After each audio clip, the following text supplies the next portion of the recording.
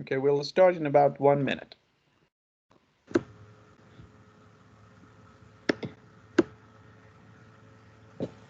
Hi, John.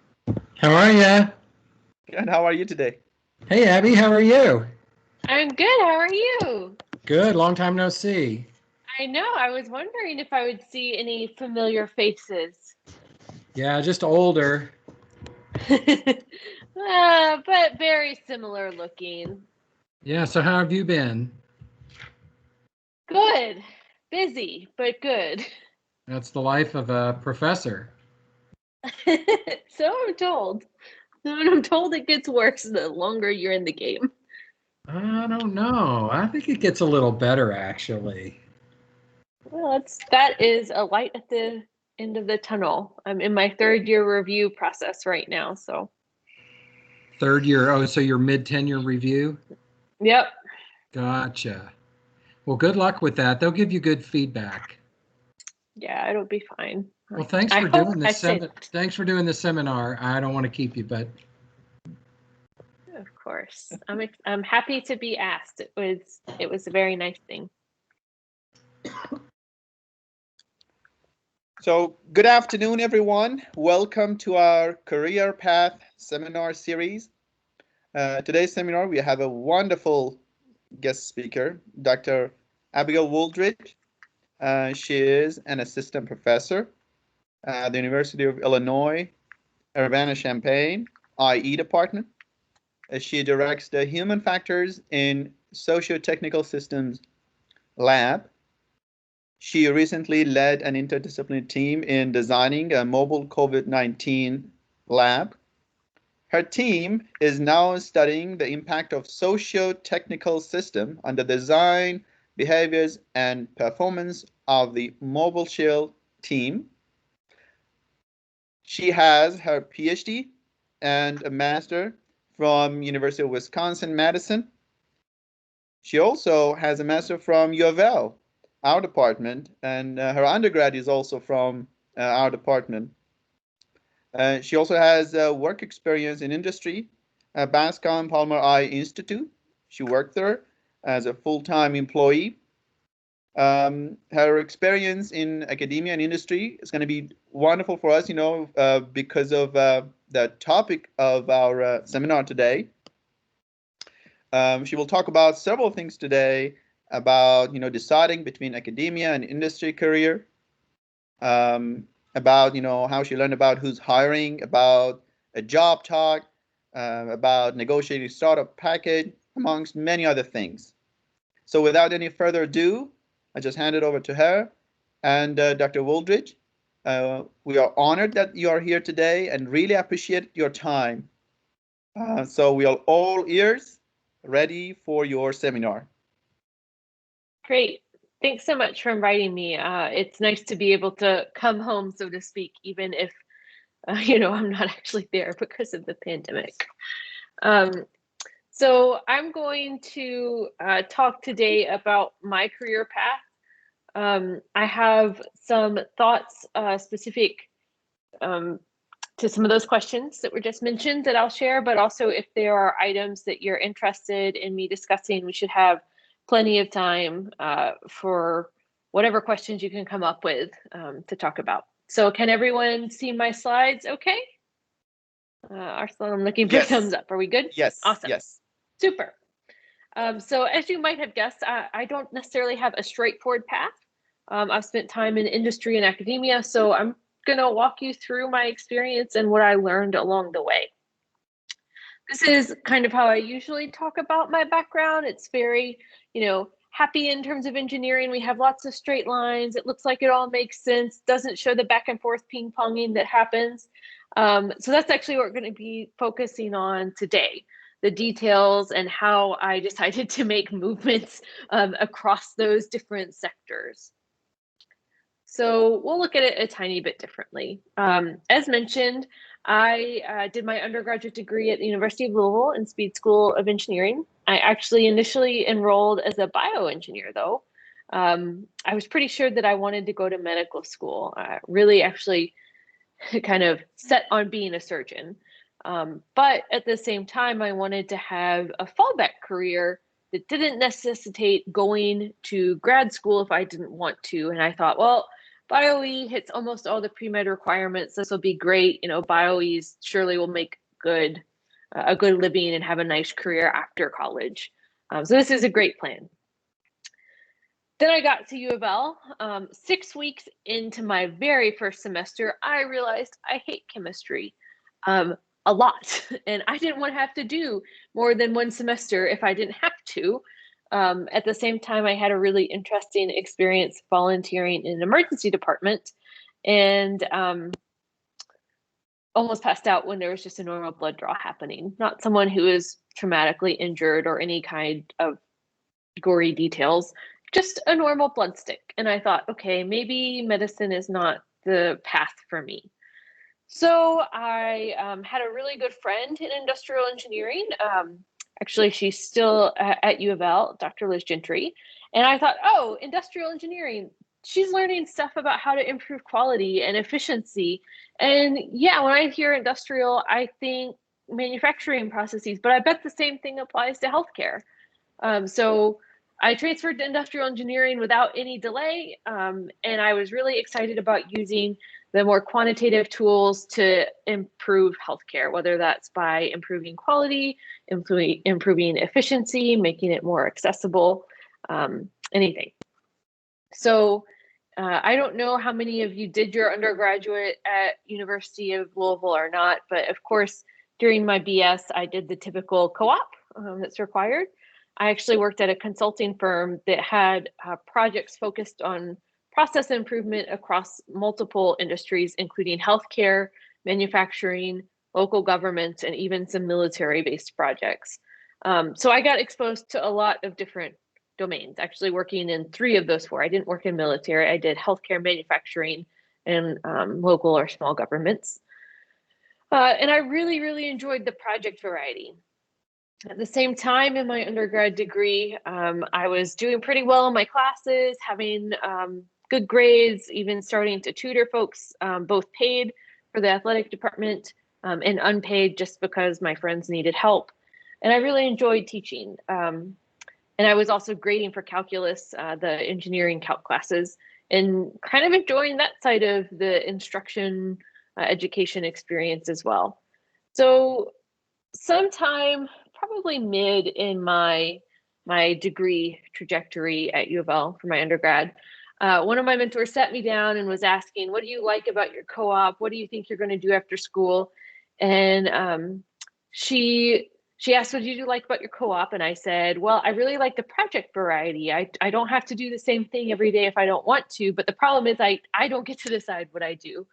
I get told what the project is, or they have to sell to a specific client, and I don't like that. And she said, oh, well, have you ever thought about being a professor? And I hadn't, truthfully, up to that point. And it took me, I think, about all of 5 minutes to say, oh, so you mean I could pick what I want to work on?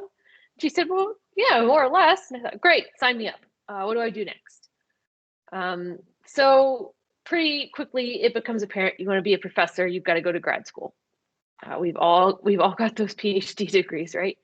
So I knew I was going to grad school, decided to hang around at U of L for my master's of engineering, doing the 5-year 2 degree plus the full year of co-op experience. And for my master's, I was focused on discrete event simulation, operations research, and kind of applied statistics, again, in the healthcare setting. I also worked part-time at a consulting firm. You'll see a trend in the education, working for money, that matters to live, right? And I was using simulation in my research to try and model the workflow of a primary care clinician team at the task level. So to unpack that a little bit, I'm sure you're familiar with discrete event simulation to model workflow and understand where you could see bottlenecks, possibly evaluate improvements. We were doing this kind of interesting analysis using data collected by a human factors engineer to do a very classic task analysis to identify different types of tasks and develop a taxonomy for the entire care team, and then model the workflow at the task level. So not just, the time that the patient was with the nurse versus with the doctor, but actually what the nurse and the doctor were doing with the patient during that entire time block. while I was doing research for my Master's of Engineering thesis, I started getting to go to conferences, and I realized I really enjoyed talking about my research, which convinced me more that academia was the way to go. I enjoyed the teaching part that I had gotten exposed to as an undergrad. I liked my research. I enjoyed presenting about my research. And it was nice to be able to think one day I'll be able to choose the topics. So I continued down that line and started looking at PhD programs.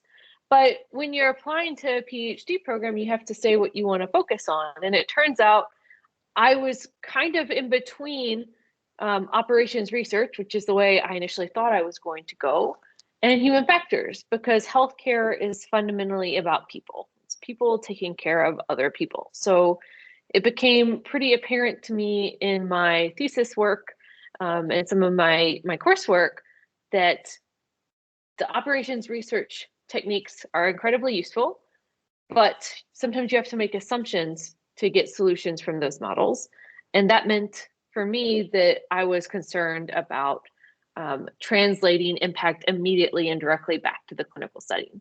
Whereas human factors, I could see as being able to understand why some of those assumptions were necessary and work in different ways that could have more immediate impact in the real applied setting.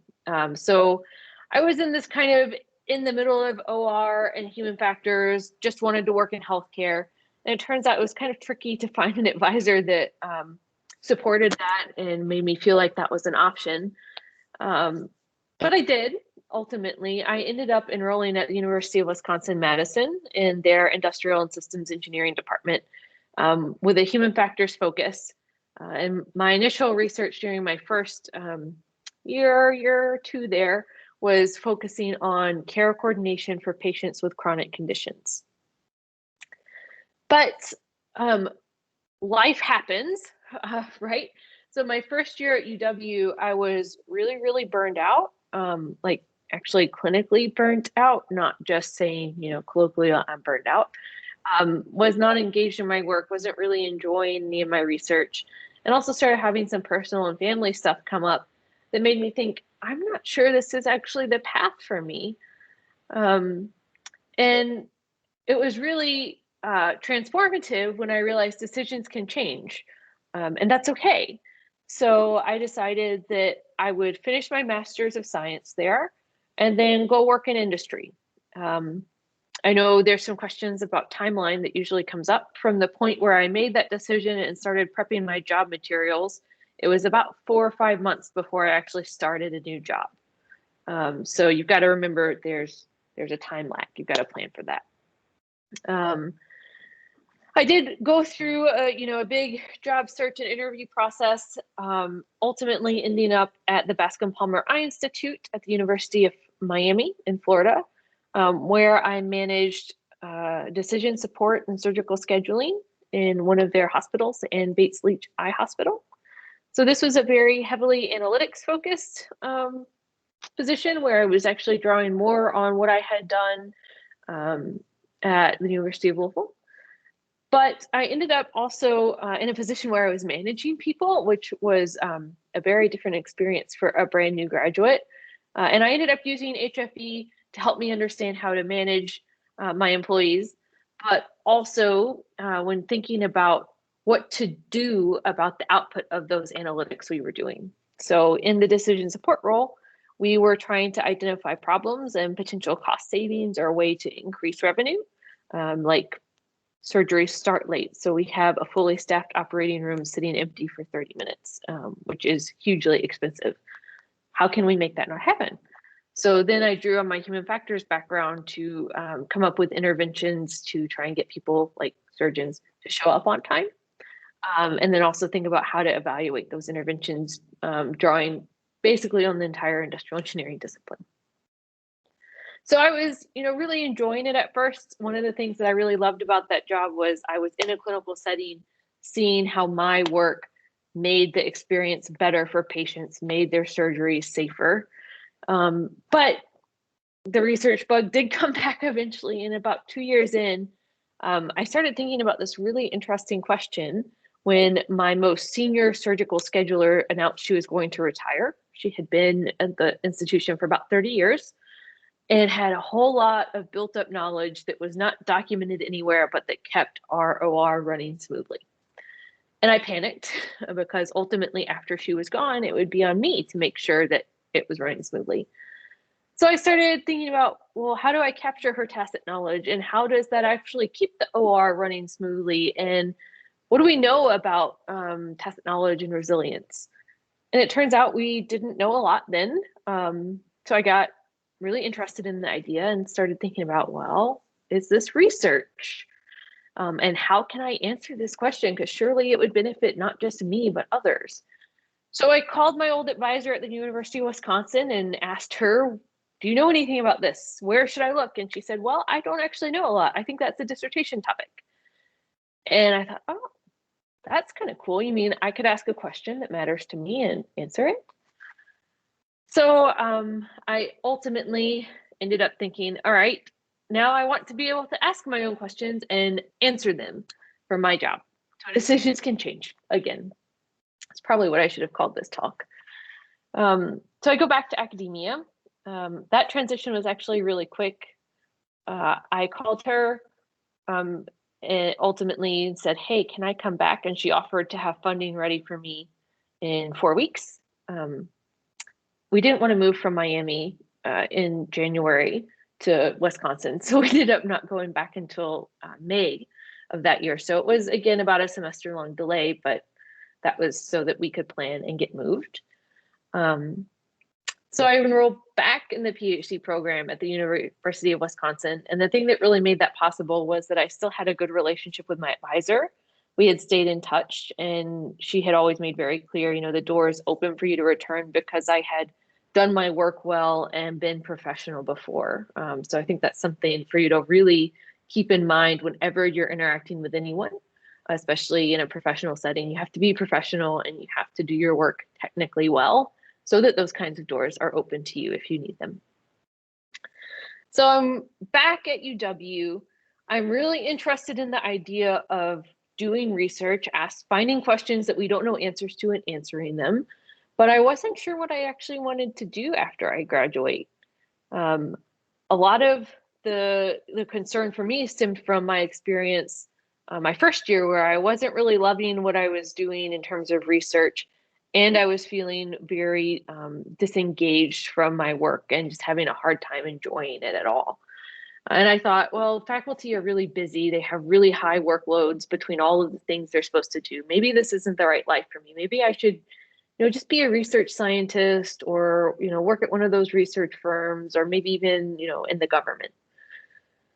So I had to figure that out first. And I ended up conducting informational interviews with people that were graduates from my program, but in different positions, whether it was tenure track line at a College of Engineering, or in a med school, a research scientist, soft money type position, folks in government, to understand what they liked about their job, what they didn't like about their job, kind of pluses and minuses, so that I could figure out if that job sounded like something I wanted to do. Ultimately, I ended up deciding, well, okay, I do want to be a faculty, actually. So went down that route, continued through my PhD, publishing a lot, because that does matter when you're going on the job market. I can now say that, having served on job search committees in the university, and started applying about a year before I expected to join the faculty. So had a target graduation date that my advisor agreed on. And then about a year before then, she said, all right, it's time for you to start applying. There are a bunch of questions you have to answer that you might not have thought of yet. So once you finish your PhD, you first need to decide, do you need to do a postdoc, or do you want to do a postdoc, or do you want to go straight into a non-trainee position? There are pluses and minuses to both. I ended up not wanting to skip a postdoc, because they're usually only 1 to 2 year positions, and I didn't want to keep moving my husband across the country. Then I had to decide what kind of faculty or what non-trainee position did I want to be in. Did I want to be in a tenure track position, or focus on research, or focus on teaching? And then because my research is primarily in healthcare, I had to figure out, should I target jobs in medical schools or engineering colleges? Those are just the questions I had to answer, and the way I answered them is probably different than the way you might answer them, which is fine. But I ended up deciding I wanted to focus on tenure track positions in colleges of engineering. So I started applying in July of 2017, meaning searching for positions, looking at that university to figure out if I thought it was somewhere that I would like to work, and assembling my materials. And I have a list of the materials you'll need on some of the takeaway slides. My first interview happened in late September of that year, which is actually incredibly early. Most academic job interviews will have you submit your application, and then they probably won't reach out to you to schedule until most likely January or February, if then. December is usually pretty early, so this one was incredibly early. I ended up then having more interviews in December, July, and February of 2018, and I ended up accepting a position in February of 2018 before all of those searches had concluded. So then I had to, again, professionally manage withdrawing basically from those searches, because it's possible that I might one day want to work at those schools, or maybe I would like to collaborate with the people that I met during that search process. So I really didn't want to leave a bad taste in anyone's mouth. And ultimately, it's not that uncommon for you to accept a position before you finish your PhD, but it was really scary to me to know, okay, now I only have 6 months left to finish this work. Probably a good thing because it ensured that it got done. And indeed, I did defend in July of 2018 and turned right around and joined the faculty in August of that year. I'm not sure I'd recommend that short of a turnaround time, if you're asking me to be honest. Be better for about a semester, at least. Like I said, I did go tenure track, and I focused on R1 institutions. Basically, that's the Carnegie classification of US universities focused on research and teaching. Tells you about our research activity. There are other options. It's just where I wanted to end up. So like I was introduced, I'm here at the University of Illinois at Urbana-Champaign now. I've been here for 3 years. So I am mid probationary tenure period, and still having fun. So this isn't necessarily a talk about my research, but I do want to just throw this up and tell you my current research program and the work that my students are doing and I'm doing now is focused on designing sociotechnical systems. In other words, considering how humans, technology, and the environment work together to support teams. And I'm really interested in teams that are fluid, distributed, or ephemeral, meaning they're not located together in space and or in time. Membership changes and they can be assembled really quickly to respond to urgent events and then maybe fall apart right away. The Mobile Shield project mentioned in my introduction is actually a fluid, distributed, and ephemeral team. Most of my work is still in healthcare, although we are kind of looking at societal crisis response as well as a few other applications. So I said I would leave time for questions, and I'm aiming to leave at least 20 minutes, but I do have some key takeaways that I think would be important for you, especially if you are not sure if you want to be an academic or if you want to end up in industry. So my first one is to remember that you are in charge of choosing your own path. I would go ahead and posit or argue that all of our goals long-term is to be in the type of position that we want to be in. The tricky part is actually figuring out what type of position is that. And the answer is different for different people. So maybe your motivation or the type of position you want to be in is doing something that you truly enjoy that doesn't feel like work, meaning you have kind of intrinsic job motivation. Or maybe you really want to be in the type of job where it supports you so that you can live. You don't want to work to live, you want to live to work. Or no, other way around. You don't want to live to work, you want to work to live. More like an extrinsic job motivation where you're working more for and motivated by money or recognition. The trick is one is not necessarily better than the other. It's just what matters to you and what do you want. So my like concrete suggestions are take a job or work and organization design class. I offer one in the industrial engineering department. You might have access to one, or sometimes they're hidden in business schools. In this type of theories of work motivation, really just give you a framework to think about what do you want and put words on it, and then figure out what are characteristics of jobs that support your individual motivation. It's also super beneficial if you ever end up having to manage others. Which I guarantee you, if you're an academic, you will, because you are the CEO of your lab, you're the CFO, you're the CIO, you're the HR department, and you're even the janitor sometimes. So you will be managing others if you're an academic, and because you're industrial engineers, even if you go in industry, you'll be managing people sooner than you think you will.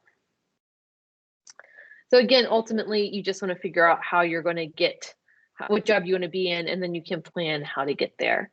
The other trick, if you don't have access to a work design class, is try informational interviews. Like I mentioned, find people who are in jobs that you might want, particularly those that you have a connection to, either because they're alum of your program, maybe alum of your individual lab, someone your advisor knows, and then talk to them, but ask kind of open-ended questions about, what do you like about your job? What do you not like about your job? What do you wish you had known before you went down this path? And then reflect on their answers and think about if that job sounds like something that would resonate with you or not.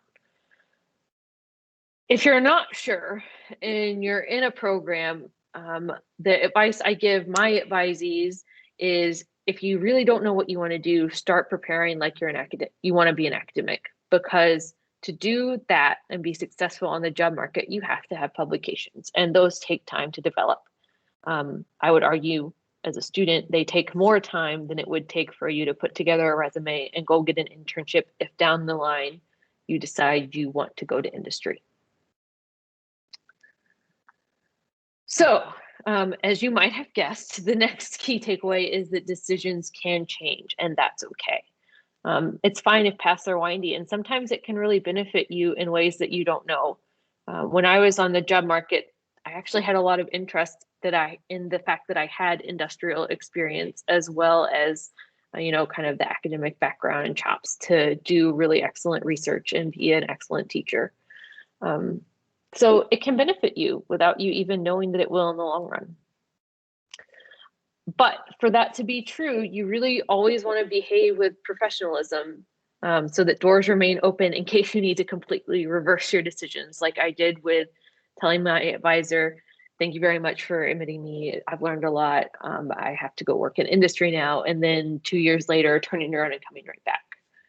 So you really need to be professional, so that people are willing to help you when you need to change your decisions. The other little note I'll make is, if there's an inkling that your decision might change, it's a great idea to try and think 1 or 2 steps ahead, so that you can be ready in case. So for example, if you want to start an industry and think you might want to go back to academia one day, keep publishing, because showing that you have been active is important. Or it's the reverse. Maybe you try to work on a research project that has really obvious application to the real world, rather than being more theoretical, or ideally having both theoretical and applied importance. I'm guessing there's probably some questions about what the interview process looks and how there is similar and different. So the next couple points or 2 slides focus on that. So you saw, I put the timeframes in my kind of trajectory because I wanted to really emphasize that there's a lag. That's why it's probably not a good idea to wait until the semester you're going to graduate to think about applying. In industry, at least in my experience in industry, not applying for research-focused positions, it was at least a 3 to 4 month from starting to apply to applications, meaning my materials were ready and good, to when I started. Academia is a little bit longer, though. It was a full year, actually more than a year, from when I started applying to when I started my job. So it's a long process and it takes a lot of work. So you should be ready for that. If you can get ahead on any data collection or analysis for your dissertation, and then plan for some slack from that December to February range, where you'll probably be doing lots of interviews, that's an excellent idea. Both industry and academia have different ways of evaluating you. In industry, every single job I applied for, and when I hired people in industry, I had them do some sort of exercise or activity so that I could get a better understanding of their skill set. There is, some growing debate that I've heard about how okay is this to do, because they are basically getting free labor from you. Some people would say decide what you're willing to do without compensation and then only do up to that point. I guess I'm a little more pragmatic, and they have the job, I want the job, therefore I'll probably end up doing the exercise so that I have a chance at getting the job. But, that's up to you.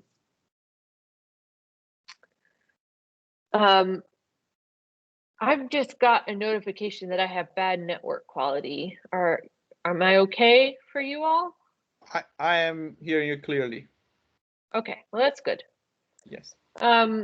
So in the academic interview process, it's not like they're going to give you a project or an activity for you to do, that a report to write. But you are going to have to give talks during your interview process. So it's very common in every position that you'll probably give a research talk where you talk about your program, what you've done to date, at least tenure track. Odds are pretty good that you'll also be asked at some point or another to give a teaching demonstration, whether that's as part of a real class or a simulated class to faculty and possibly grad students, as well as a informal chalk talk where you meet with faculty in the department and kind of bounce around ideas about future research. At least those were the sessions that I experienced in my interview processes. The materials look really different between industry and academia. For industry, I had a resume that was at maximum 2 pages long, so it could be printed on 1 page front and back, and a cover letter, again, no longer than 2 pages, ideally only 1 page, in block letter format, so it's not 1 full page of text. It's pretty short. And then, of course, references. For the academic job process, though, you're going to have a full curriculum vitae or CV. That's really a documentation of everything that you've done almost ever related to your academic life, as well as a research statement and a teaching philosophy. Those are the 3 main documents that I was most commonly requested, plus a cover letter, of course, where I really tried to hammer home my potential fit in the department and at the university, with references, always a list of references. More and more positions, and all the positions that I've been on hiring committees for here, have also requested a diversity statement. So even though there's variation across those 2 processes, there's some key things that are consistent across both. Your materials have to be excellent, and they take a lot more time than you think they would to prepare. Meaning not only do they have to be perfectly free from any spelling or grammar issues, but they also take thought to put together. I actually have a harder time with the industry stuff because it's so short. You have to figure out how to make your point quickly and concisely. Whereas the academic materials really forced me to think about things that I hadn't necessarily articulated in writing before, which was really challenging the first time. The format is always going to vary, whether it's between companies or between universities. So you should be ready to deal with a variety of different interaction styles. Mostly, you're going to have a phone or a Skype video conference interview before any in-person activities, whether it's industry or academic. And then that helps them narrow down to these are our finalists that we want to bring in person. Now, in person, whether you're in industry or academic, I was asked to give presentations. In industry, it would be on the exercise or activity versus that research talk that I mentioned earlier.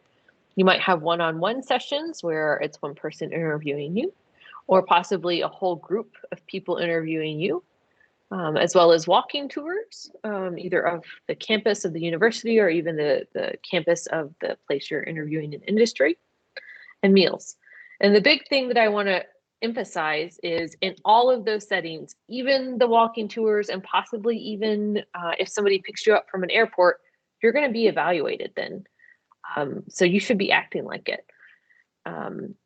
You should practice all of your presentations and even practice putting yourself in those settings first. I promise you the first interview you do will not be your best. So if you can make that one as good as you can, that would be good. And always remember in any of those interactions to follow kind of accepted social norms and have good manners. Again, we're trying to be professional, so we always leave people with a positive impression. And the most important thing, I think, is that you need to interview them just like they're interviewing you. Your way will have to be a little bit more covert, but everyone will most likely stop and leave some time for you to ask questions. So you have to thoughtfully compose questions that will let you understand if you fit there. You should be thinking about things like, are these people you would like to have as colleagues? Do you fit with the organization's culture and values? And then no matter where you end up, negotiate, whether that's your salary, your benefits, or as mentioned, if you're an academic, your startup package.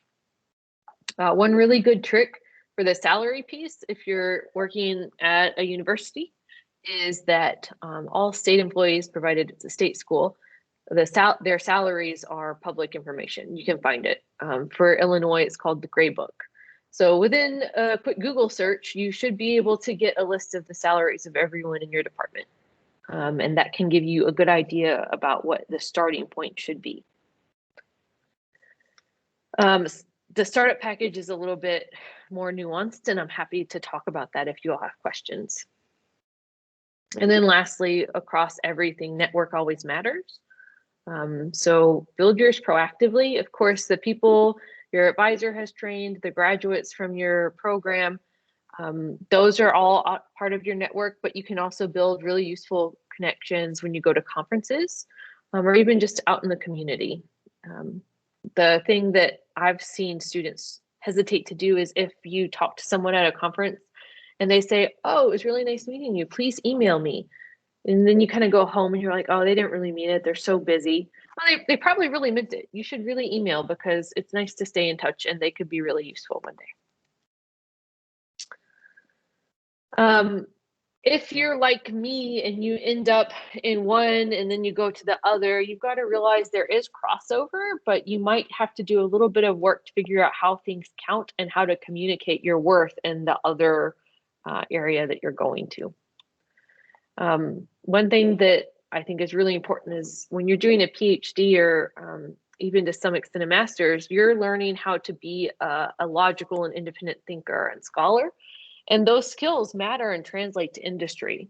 But you're probably going to have to do some reframing and advocate for yourself and educate hiring managers about how those skills translate if you're not applying to jobs that are traditionally held by PhDs, meaning not, for example, trying to be a research scientist at a research firm or a program manager at somewhere like NSF, or really one of the other agencies that would hire you full-time rather than rotation.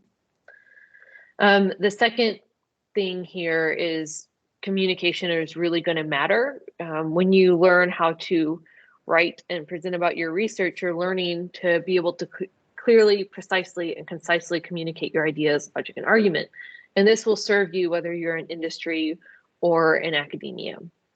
The one thing to remember is your publications and possibly funding once you're not in a junior position communicate your value in academia, but some industries, some industrial companies really won't care if you've had any publications.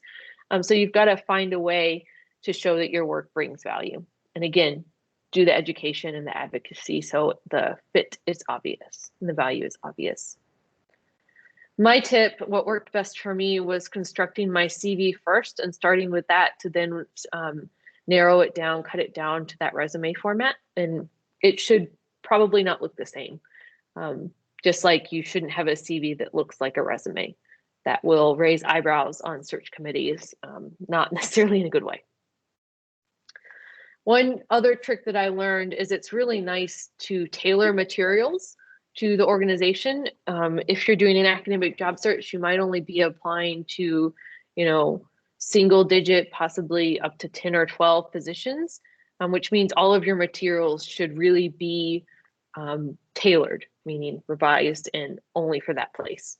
However, if you're having a broader job search, maybe you're not sure you want to focus on tenure track, so you're also applying for teaching and research track, or maybe you're thinking about R1 versus R2 or other types of schools, you can make materials for classes of jobs and then just do little tweaks throughout. This is really, really effective in industry applications too. So I ended up, when I was applying, having 3 or 4 resumes, one focused on like analytics, process improvement positions, another focused on just straight process improvement, and the third that was more oriented towards quality.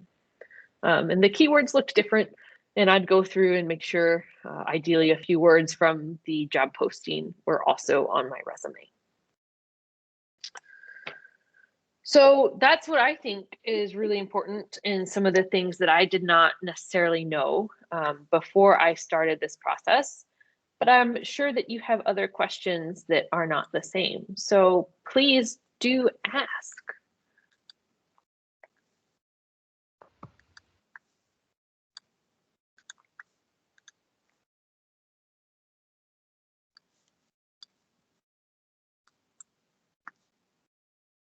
So we have a question, Parag. Go ahead, please. Thank you very much, Dr. Wooldridge. It is really nice to have you here and presented about the job search process. So I have a question about the statements, the teaching statement and research statements. So how you approach to these statements and how long it takes to curtail or come up with a good draft. So if you share your experience, that'll be great. Right. So I'll go ahead. So each of these statements, I would probably aim for like about 3 pages in length. So having those parameters is a really good place to start. The research statement for me was a lot easier because I was in the midst of my dissertation work, including analysis already. So I had this clear idea of what I was working on, and then it was a matter of fitting it in to show kind of my trajectory with an emphasis on what the work I would do at that school was. One thing that I think really helped me on the job market is the last quarter to a third of a page of my statement, I included a library of funding sources, like not just I'll go to NSF, I'll go to NIH, I'll go to AHRQ for money, but actual programs that were active at that time that I wanted to write proposals to. And finding those took a little bit of time because, just to be blunt, I don't think those databases are well designed and easy to use. But that's, a different story for a different day. The teaching statement, though, was really hard for me. And I think part of this is because I was a research assistant for the entirety of my degrees. I was a unpaid TA for 1 semester, so I could get some experience teaching, helping my advisor with one of her classes. So it was hard for me to write that statement because I didn't have any practical experience to form my ideas around. So that one took a lot longer. And when I say a lot longer, I mean, I invested time going to trainings through Centers for Teaching and Learning on campus. One of them at Wisconsin was called the Delta program. And those were multi-day spread across, 2 semesters prior to when I started applying to jobs. So I was already going to those starting in fall of 2016 or spring of 2017. And then the writing part, at least a couple of weeks for a solid draft, and then, lots of revision. I leaned a lot on my advisor for feedback, but also other mentors who almost all were on my dissertation committee, but getting comments from them. One thing that was really useful was looking at examples. So most writing centers on campus will have sessions for grad students to talk about how to write your research statement, how to write your teaching statement, maybe even a cover letter or the diversity statement. Go to that. They usually have examples, but then try to get some examples from in your field. So you could try asking new professors in your department. You could try asking graduates from your program that are now faculty elsewhere. That's how I got my examples that I looked at. The diversity statement was easier for me because I had been thinking about that a lot. But the cover letters were the unknown time sink, because to write an effective cover letter, you have to really demonstrate that you know about that institution and you have a reason for wanting to be there, which means you spend a lot of time on the departmental website, a lot of time trolling around the university's website, thinking about who your collaborators could be, how they would fit in some of those problems from your research statement, what courses you would want to teach, all of that. So I started writing my materials in early July. I didn't apply to anything until mid-August. So it took a full month. Does that answer your question? Yes, thank you very much. Mm-hmm.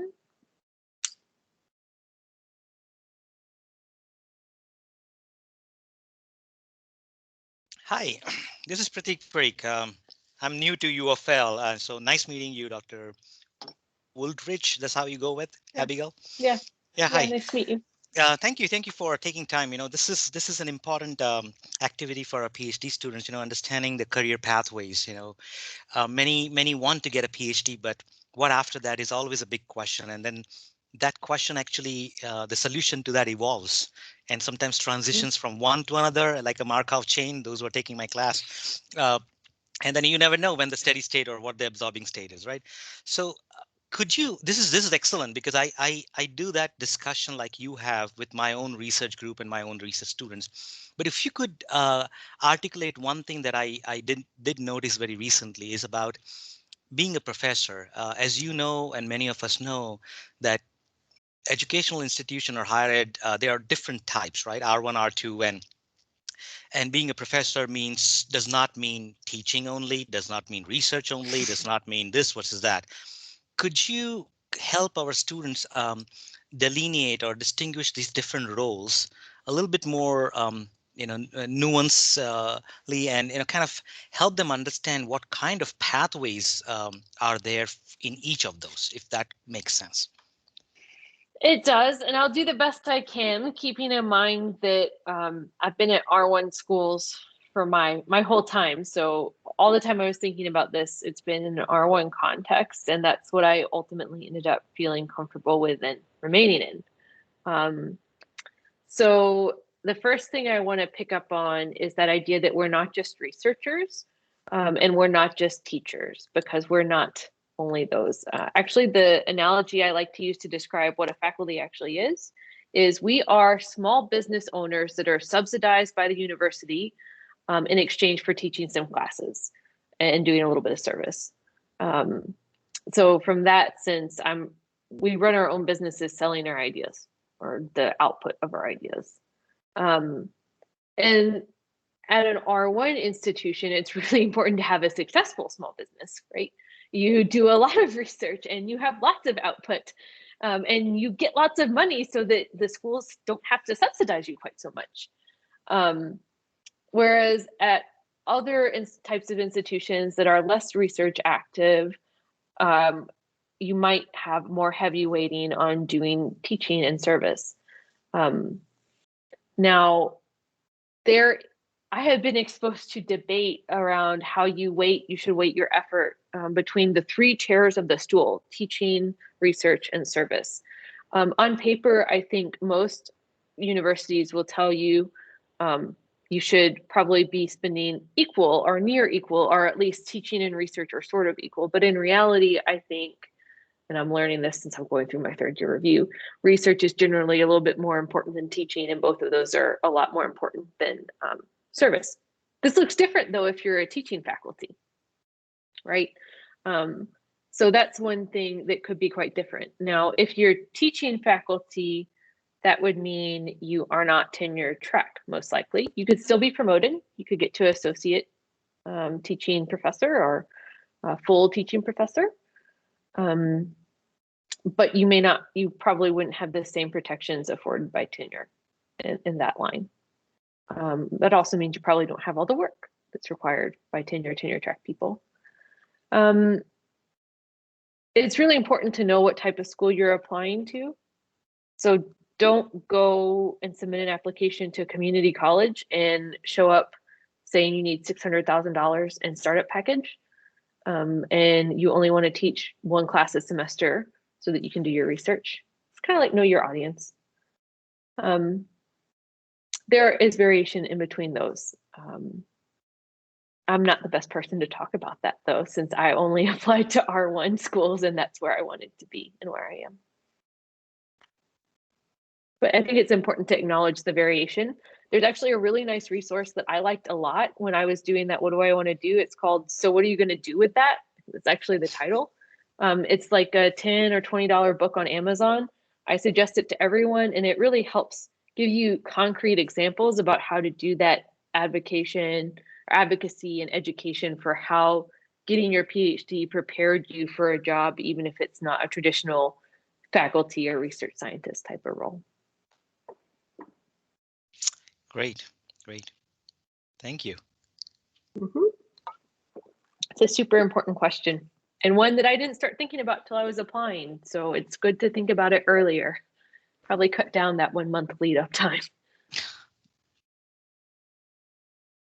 I think it helps much earlier in the game. I was talking to a couple of students who actually are on the call right now, and we were trying to discuss the same thing. And in our department, we have purely teaching faculty. We call them, teaching assistant professors. And then I know departments where there are research assistant professors or assistant research professors, and they have a nice career path as well. And they do what they like, and it's very important. Go after your passion, and then there's a certain career path, even if it's not tenure track. If you do a good job, I mean, there's no reason why somebody would ask you not to show up tomorrow, right? And you always kind of move forward, and you become associate, you're full, and you go into leadership and whatnot. So these are things that our PhD students often they would appreciate if they knew different pathways, even within academia. That is a key thing. I want to become a professor. Well, what type? And they get stunned. Well, there are 3 types or more. And have you thought about it, right? And so that's something that I'm glad that Arsalan and Monica Gentili, they are doing these sessions as part of Informs and our PhD seminar series to bring that education back into our PhD programs. So that's very important. So I appreciate that. Yeah, no, that's great. Yeah. Definitely important. Any other question that we have here? Actually, I have one question for you. So you spoke a little bit about the package, negotiate the package, for academic position, and you have experience with industrial jobs. So would you please, share some information about negotiation when it comes to a job in industry? So I actually in industry, the positions that I've been in didn't include negotiating for a startup package or a lab because they weren't research oriented. It was purely basically negotiating my compensation. I had the good fortune to the position I really wanted and was trying to negotiate to get to end up with. It was still at a university, which means that those employees in that pay band, their salary was still public information, right? So I could still say, well, people in the specific pay band actually get paid from this to this, and no, I don't want the minimum of that because I am worth more for these reasons. So I think in negotiations, having objective data across the board is really useful. The other thing that I think is useful is just knowing that you need to do it. It's really easy, especially for younger women, to not want to negotiate, or some cultures. Maybe you were raised such that you assume that the person has made their best offer, and the reality is oftentimes they will have not. I have more experience with negotiating other things besides my compensation in the academic setting.